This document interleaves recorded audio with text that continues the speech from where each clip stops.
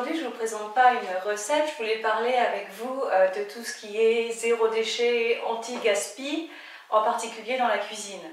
On en parle beaucoup dans les médias actuellement et moi je ne prétends pas du tout vous donner de leçons parce que chez moi c'est loin d'être parfait en ce qui concerne le zéro déchet et la diminution des plastiques. Je fais ce que je peux, un peu comme tout le monde je dirais. Je voulais juste vous donner quelques astuces aujourd'hui qui sont assez pratiques et puis vraiment faciles à faire. Chez moi, la réduction du gaspillage alimentaire et des emballages passe beaucoup par le congélateur.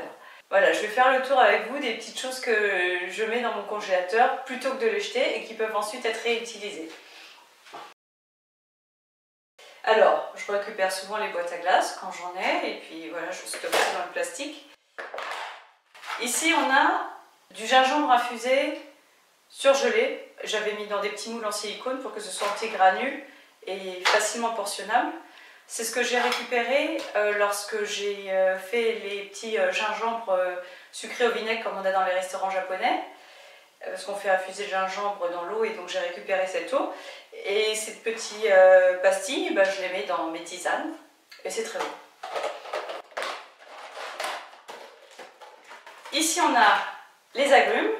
À chaque fois que je presse une orange ou un citron qui est bio, mais que je n'ai pas l'usage direct du zeste, je mets au congélateur et puis je râpe quand c'est nécessaire. Ces petites écorces aussi, on peut les mettre à infuser dans un mélange de 1 tiers de vinaigre blanc et 2 tiers d'eau comme produit d'entretien. Donc on met 1 tiers de vinaigre blanc, 2 tiers d'eau.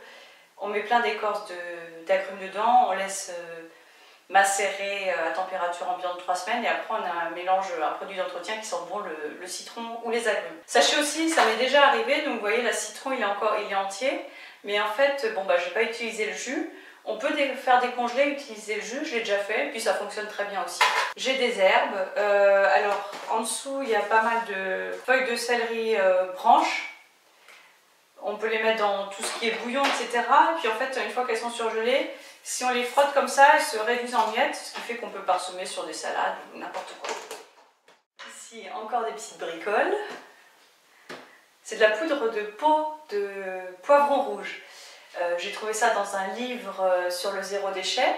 Donc j'ai fait sécher ces peaux-là que j'avais épluchées avec l'économe au soleil. Et après, je les ai réduits en poudre au moulin à café. Et donc, ça peut servir à saupoudrer sur n'importe quel plat. Ça doit équivaloir au paprika. Ici, on a la mie de pain qui va me servir de chapelure. Quand je fais du pain, je fais toujours une grosse portion de pain. Je coupe tout mon pain d'un coup. Et donc, dans ma planche à découper, je récupère toutes les miettes et puis je les mets là. Et puis, au besoin, j'ai de la chapelure. Ici, qu'est-ce qu'on a? Ah oui, de la sauge, j'avais acheté un bouquet de sauge, ce qui est beaucoup trop pour un usage unique, donc j'ai fait sécher, puis j'ai mis au congélateur aussi. Et ici, les graines de courge. Alors là, c'est à chaque fois que je fais du butternut ou une courge, je récupère les graines, je les fais tremper dans l'eau, puis après je les laisse extraire.